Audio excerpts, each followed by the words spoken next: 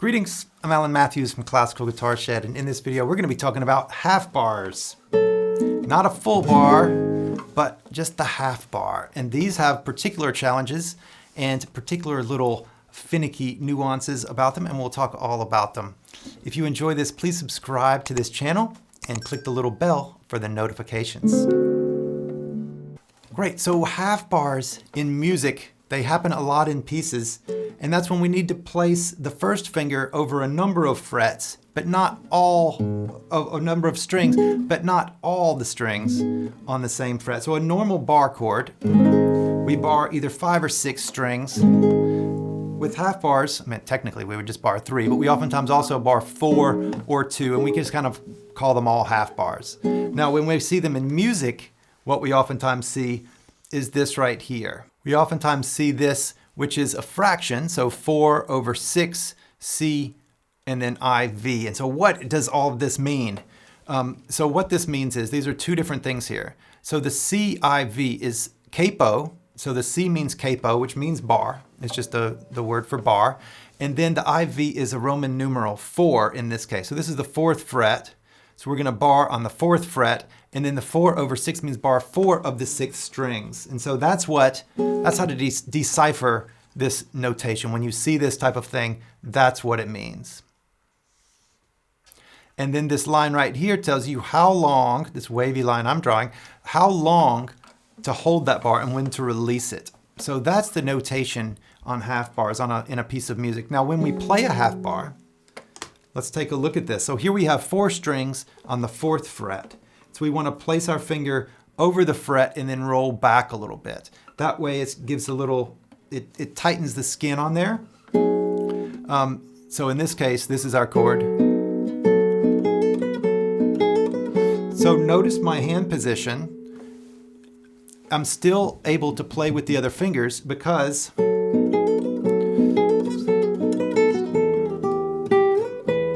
this is a little tune called Mi Favorita, just in case you're wondering. It's a lovely anonymous piece from, I don't know, 100, 200 years ago. So as we play this then, we need to keep our hand square. Now we don't play flat down directly onto the flat of the finger. It ends up being on the angle, on the side of the finger a little bit. Not directly the side of the finger, but kind of on a 45-degree angle to the finger. Now, one of the things I've seen a lot, so in the Woodshed program, people send in videos and we make comments on them. We make a new video with comments about them and send it back within a day or two. And one of the things that we see with the half bars a lot is this right here. So you can video yourself and see if you're doing this, or look in a mirror and see if you're doing this.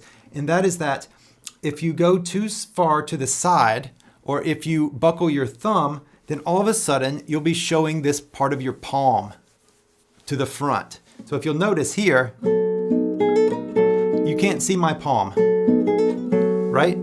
Because these fingers are here. Now what we see is this. And so the thumb collapses, the hand goes back like this, and it becomes this type of thing. And this is not good. And then it also makes it very difficult to get up to those notes. A lot of tension there. So then keeping the elbow out and keeping it so you don't see this part of your palm. What's the difference? That's a collapse, right? The wrist collapses, the thumb collapses, the thumb comes up. Instead, keep everything very strong, nice C shape with this. Keep it on the 45 if you'll notice. I don't know if you can see those lines on my finger.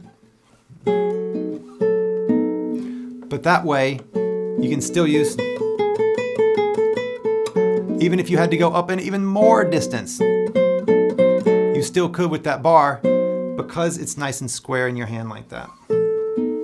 So this is half bars. They're wonderful to practice, and if you find yourself with one in your piece, then relish it and know that you'll find it in many more pieces. So take the time to really investigate, how can I really make this nice in my hand and feel good about this? You know, can I get my elbow out a little bit? Can I have a nice strong, keep my wrist and hand nice and straight here so that my hand position, my pinky's in a good position that it can play and still have a curve in it. Everything is as good as I can make it to the best of my knowledge and ability at this point in time. So can you do that? And this is the lowdown on half bars. best of luck with them. Yes, they take a little bit of strength, a little bit of finesse. If you find yourself getting buzz notes within that, just keep practicing and it will get cleaner as you continue to notice more and work on it and just finagle it around. Then those get cleaner in time. Think about rolling the finger back. Think about keeping it tight and kind of getting a tightness on the strings, but without just the crab claw. Instead, think about friction, think about leverage as you're doing that. And then with time, the half bars get much easier. Same with the full bars, they also get much easier. So please subscribe to this channel. I hope you've enjoyed this. Best of luck with all your playing, and I'll see you soon. Take care. Bye-bye.